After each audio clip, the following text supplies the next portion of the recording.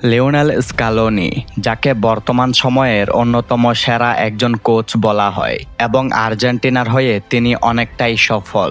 আর্জেন্টিনাকে ৩ বছরে 4টা ট্রফি এনে দিয়েছেন তিনি এবং ৩৬ বছর পর আর্জেন্টিনাকে এনে দিয়েছেন বিশ্বকাপ। তবে গুঞ্জন আছে ২০২৬ বিশ্বকাপের পর লিওনেল স্কালোনি আর্জেন্টিনার কোচিং প্যানেলে থাকবেন না। তিনি ইউরোপের বড় কোনো ক্লাবের কোচিং করাতে চান। তখন আর্জেন্টিনার কোচিং প্যানেলে আসতে পারেন আর্জেন্টিনার অনূর্ধ্ব-২০ দলের কোচ ডিয়াগো প্লাসেন্তে, যিনি আজকে মরক্কোর বিপক্ষে ফাইনালে হেরে গিয়েছে এবং মরক্কোর বিপক্ষে ফাইনালে হেরে যাবার পর তিনি বলছেন, সত্যি বলতে শুরু থেকে জিনিসটা পেঁচিয়ে গেছে আমাদের, বিশেষ করে বিশ্বকাপের ফাইনাল বলে। আমরা প্রথমে একটা ভুল করে গোল হজম করেছি, এরপর আমরা এমন প্রতিপক্ষের বিপক্ষে খেলছি যারা জানে লিড কিভাবে ধরে রাখতে হয়। পুরো টুর্নামেন্ট জুড়ে তারা প্রতিপক্ষের জন্যই ডি বক্সে অপেক্ষা করেছে। খুব আহামরি প্রেস করেনি, তবে তাদের স্পিড আছে। তারা কাউন্টার অ্যাটাকে খুব ভয়ঙ্কর। গোল হজমের পর আমাদের কঠিন হয়ে গেছে। আমরা চেষ্টাও করেছি, তবে ফলাফল তেমন রয়ে গেছে। ফাইনালে যাদের মাথা যত ঠান্ডা থাকবে তারাই তত বেশি সুযোগ পাবে।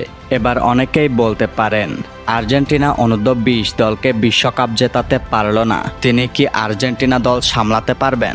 আর্জেন্টিনা অনূর্ধ্ব-২০ দলের বিশ্বকাপ ফাইনালে এমন একটি প্রতিপক্ষ পড়েছে যারা বর্তমান বিশ্বের সেরা সব দলকে হারিয়েই ফাইনালে এসেছে।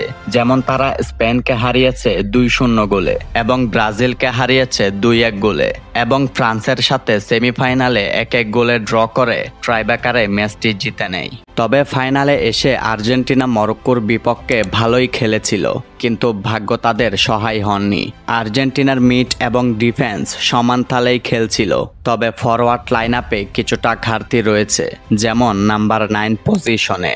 আর্জেন্টিনা ফাইনালে ভুগেছে একজন ভালো ফিনিশারের অভাবে। মিড এবং ডিফেন্স থেকে ভালো বল সাপ্লাই গেলেও কেউ ভালো ফিনিশিং করতে পারছিলেন না। তবে ডিয়াগো প্লাসেন্তের কথা বলতেই হয়, তিনি দলটাকে একটা বিস্ট বানিয়ে ফেলেছেন।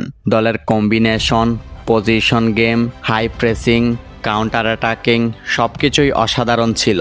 ভবিষ্যতে যদি লিওনেল স্কালোনি আর্জেন্টিনা জাতীয় দল থেকে চলে যান, তাহলে ডিয়াগো প্লাসেন্তেকে দিয়ে ট্রাই করানো যেতে পারে। তিনি আর্জেন্টিনার দলটাকে ভিন্ন কিছু ট্রাই করাবেন।